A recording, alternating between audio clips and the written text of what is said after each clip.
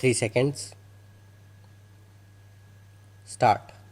At the very outset, I would like to mention that the idea of introducing a compulsory savings scheme is not a new one and has been under consideration for the past several years.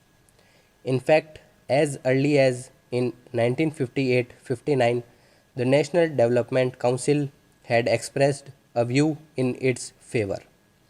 We are also trying to secure the cooperation of trade unions and employers for its introduction.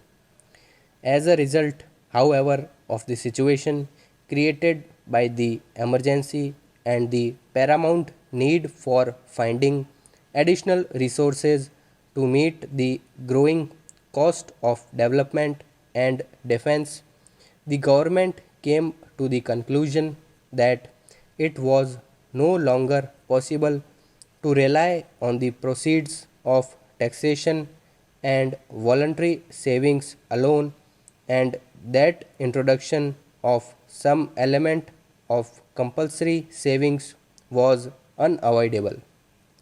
The bill before the House is a comprehensive measure and seeks to cover all the major sections of the community who can be expected to have some margin for savings, however small that might be.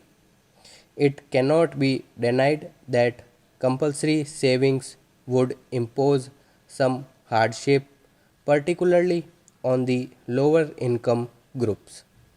No one would have been happier than ourselves if we had the means of eliminating these groups from the scope of compulsory savings.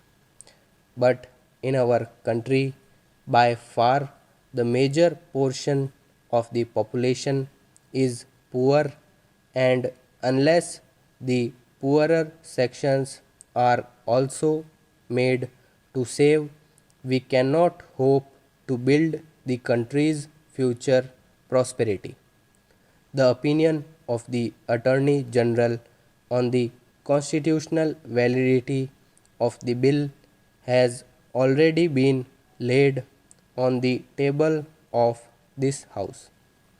Honorable members may have also seen reports of the discussions in the other House which have since been circulated to them.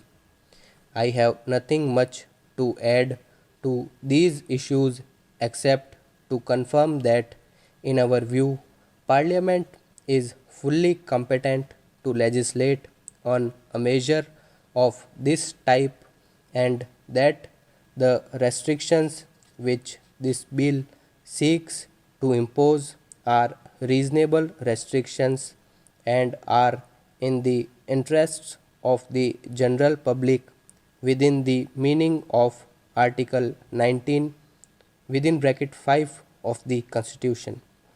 Government are taking powers to provide for suitable reduction or exemption wherever they may be justified to ensure that the bill does not impose any undue hardship.